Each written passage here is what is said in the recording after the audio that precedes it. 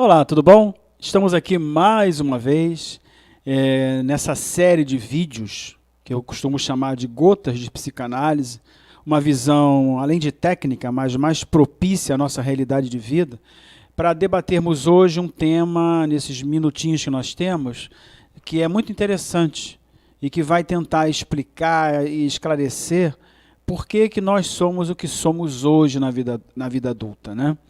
E o tema é: o que acontece na infância não fica na infância.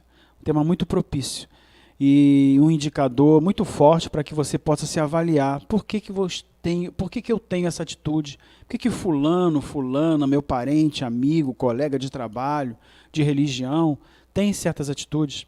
E é importante esclarecer, abrir um leque de conhecimento nessa área. E, mais uma vez, com a presença marcante do nosso amado psicanalista e diretor executivo nacional do IBRAPS, Dr. João Nolasco, que está aqui para debater também junto comigo e dar a contribuição rica sobre esse tema.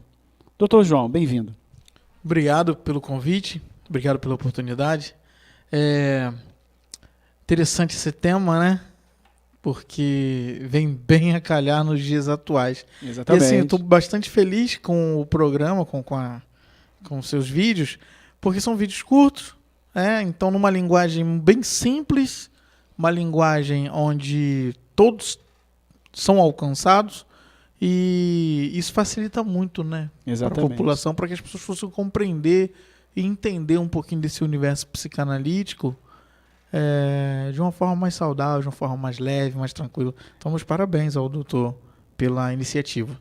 Legal. E era esse, se eu não muito me engano, o grande sonho do nosso mestre Freud, né? O objetivo de Freud é que a psicanálise fosse levada, né, às grandes massas, né, à população, para buscar justamente o equilíbrio emocional, né, resolver as mazelas de uma sociedade naquela época do século XIX e XX, época do grande mestre Freud, de grandes neuroses, né, grandes histerias, né? Só que a psicanálise, durante um período da sua história, ficou elitizada, né? E no Brasil, desde a década de 70, graças à grande contribuição do cinema, ela começou a ser popularizada, e nós vemos aí psicanalista com divã, com sofá, até em novelas, né? Participando aí, hoje, atualmente, na mídia, em grandes programas de televisão, né? Nós temos aí o programa que eu costumo dizer que é o programa dos psicanalistas, que é o Café com Psicanálise, né? E convidamos sempre a você a participar. Atualmente, nesse vídeo, nós estamos divulgando o programa que é todas as quintas-feiras, às 16 horas, com a apresentação do Dr. João Nolasco, diretor nacional executivo do IBRAPS. E hoje nós vamos falar sobre esse tema aí, que é: o que acontece na infância não fica na infância. E aí, doutor João? Fica, não fica? Como é que não fica? Como é que é isso?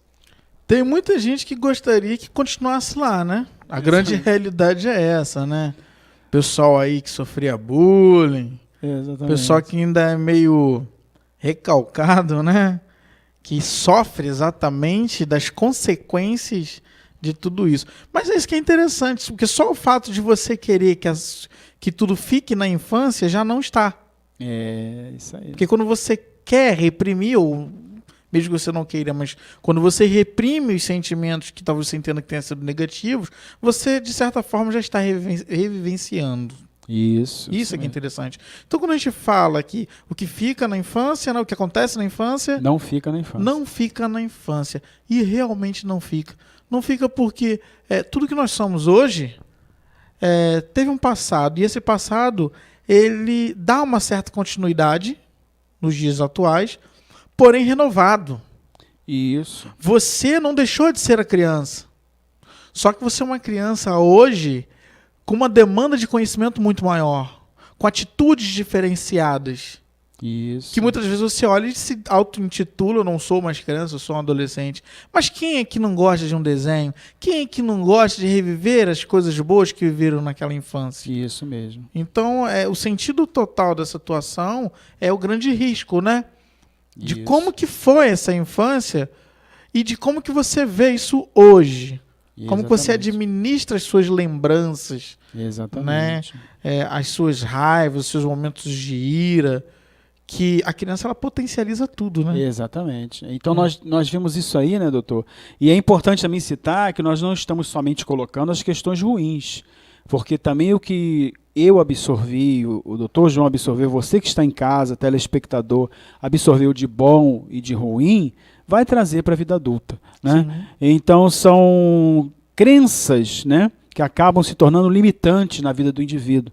O recalcamento, como é um linguajar ortodoxo freudiano, né, que está recalcado no inconsciente do indivíduo, né, coisas boas, coisas ruins, né, quando é recalque, né, eu recalquei algum sentimento negativo, né, e eu acabo trazendo uma frustração para uma outra área da vida, como diz Jung, né, a neurose seria uma frustração de um objeto que eu desloco para outro objeto e por aí vai. Então, o que fazer? Olha aí, nós temos o desenho bem propício, né?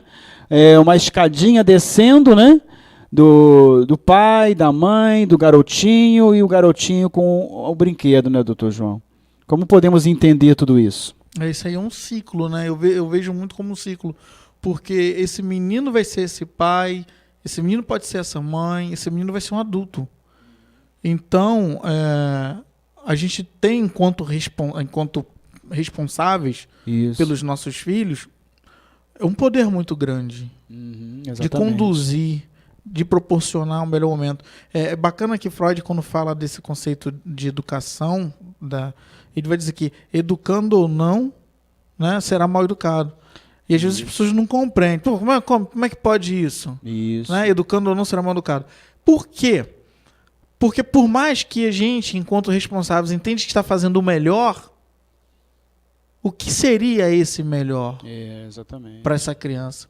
Como que ele vai entender isso na vida adulta? Isso. Então, a nossa obrigação é fazer o melhor. Mas entenda bem que a vida ela é ampla. Então, essa criança ela não está preparada para um ambiente fechado. Ela tem que ser preparada para um universo, para o mundo. Isso. E ela, depois que ela, conforme ela vai evoluindo e saindo do ciclo pequenininho para se expandir em relacionamentos, ela vai começar a chegar a um ponto onde ela vai confrontar tudo aquilo que foi oferecido por esses pais diante desse universo que está vindo. Isso. E aí a grande pergunta que se fica é: vocês conseguiram criar vínculos?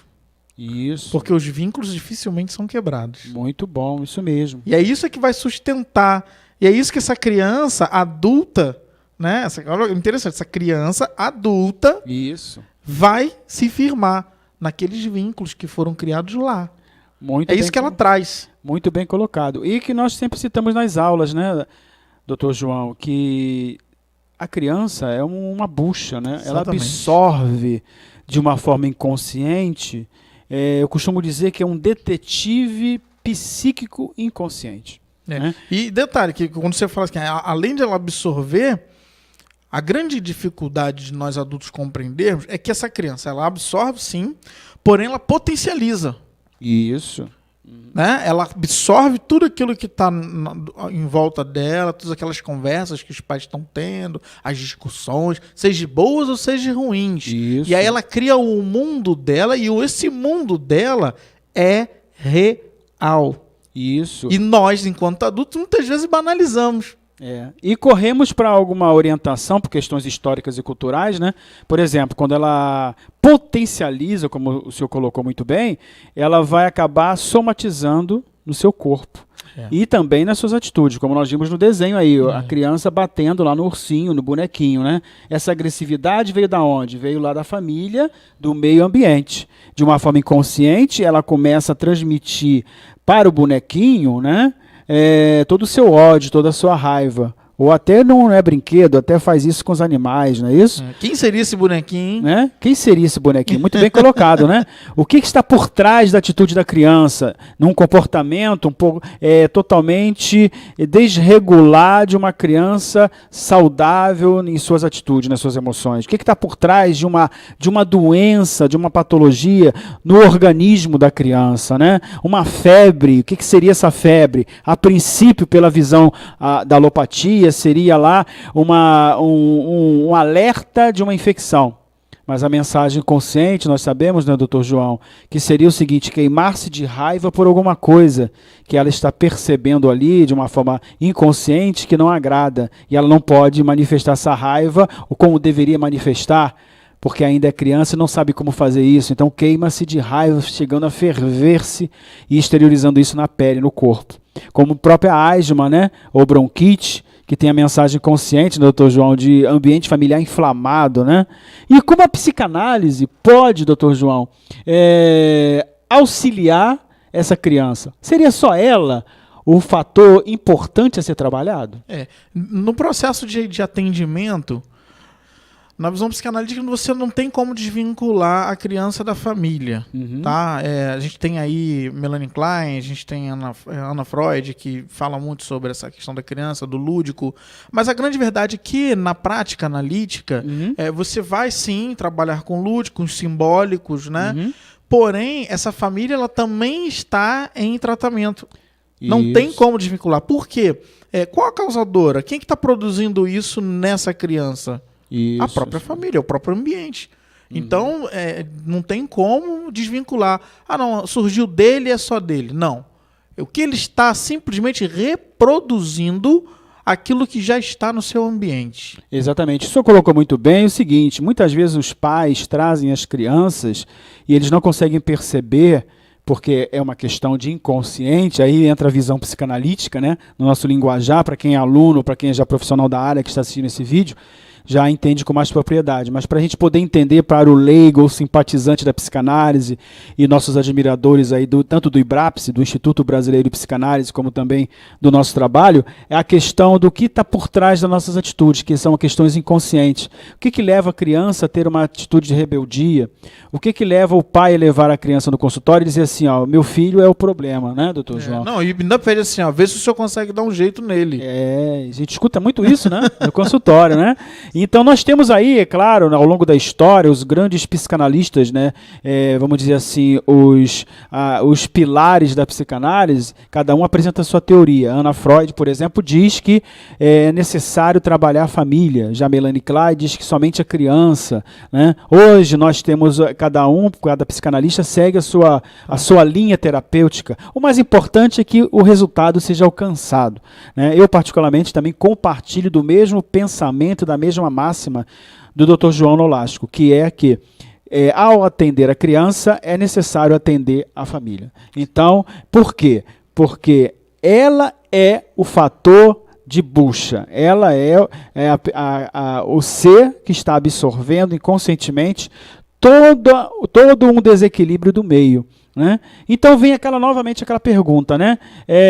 Trabalhando a família, como seria isso? Todo mundo junto no mesmo dia? Ou atende de um momento a família toda? Como é que nós faríamos esse tratamento para que as pessoas que estão passando hoje por essa crise, né, familiar, com filho problemático, usando esse termo em aspas, né, como é que funcionaria a psicanálise como uma ferramenta prática nesse momento? Vem a família toda e atende todo mundo junto? Como é que funcionaria isso, doutor João? Em parte, né? Assim, o importante é a responsabilidade desses pais em identificarem, tá? E aí vão trabalhar com que tipo de idade que essa criança tem. A família percebe que está acontecendo algo que não está legal e essa criança precisa de ajuda e ela vai até o analista. Esses responsáveis vão buscar essa ajuda. Isso. Essa criança ela não tem a percepção. Isso. Então a psicanálise, o ponto principal da psicanálise o primeiro é o ato de reconhecer. Isso, muito bom. Então, talvez essa criança ela não tenha essa capacidade de reconhecer que ela tem algum problema, até porque, para ela está reproduzindo uma coisa muito natural. Isso. Então, ela não entende isso. Esses pais, sim, compreenderam que não está legal, a criança está respondendo algumas situações que contrariam. Então, a gente vai ouvir esses pais. Partindo disso, aí nós vamos ouvir a criança. Isso. O que essa criança está produzindo, o que esse inconsciente dessa criança vai relatar. Muito bom. Logo após, né, você ter, de certa forma, já ter observado um pouco esses pais, vai corresponder exatamente com as características que esses pais estão trazendo. Muito e aí você bom. tem que fazer um trabalho paralelo.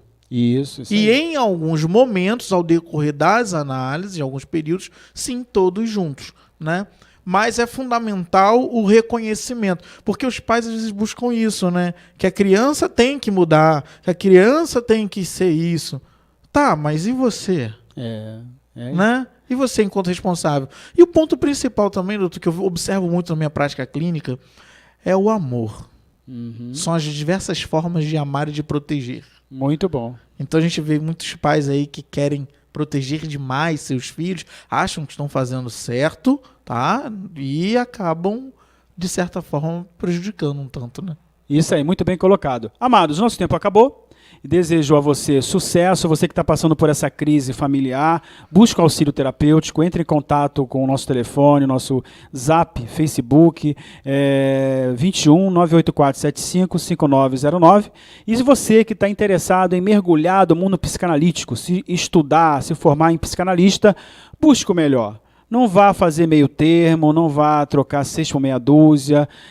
Invista no seu sucesso entrando em contato com o IBRAPS 21 20 22 21 20 21 22 20 5372. 21 22 20 5372 é o telefone da sede do IBRAPS. Doutor João, suas considerações muito rápido e até o próximo encontro, querendo Deus, amados.